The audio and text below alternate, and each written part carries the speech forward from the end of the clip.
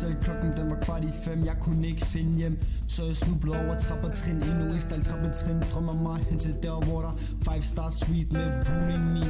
Vi kan gøre det hurtigt på linje. 2 damer på mig, det er Panini. De snakker om børn, og så kaldte jeg dem billige. For jeg kan ikke kende mig selv, jeg ikke længere den samme. Så det er klart, jeg bliver indenfor i varmen.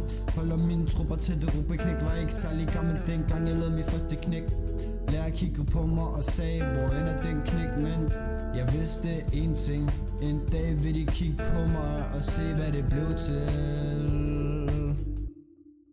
Men vi vågner, ser øjnene bliver tungere.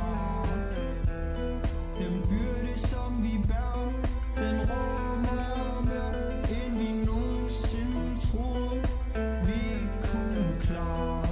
Men vi vågner, ser øjnene bliver tungere. Den byrde som vi bærer, den rummer mere end vi nogensinde troede vi kunne klare. På det seneste er det lidt som om at folk snakker, men kun når det er planer om at ramme. Jeg prøver at følge de normale takter, men det er først lidt som om at mine tanker de ramte mig. Min mamma sagde til mig at hun ikke kan kende mig. Jeg kan kun sige, ved ikke hvem jeg selv er. Folk kommer hen og tilbyder piller, men hvis jeg tager dem, ja, så ved jeg hvor jeg virkelig ender. Og det er hårdere, men det er virkelig sådan jeg har det. Føler ikke jeg kan ændre mig nu.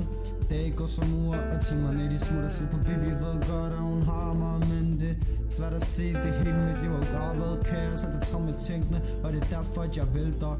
Jeg ser kun mig, og jeg glemmer hvad jeg husker. Men vi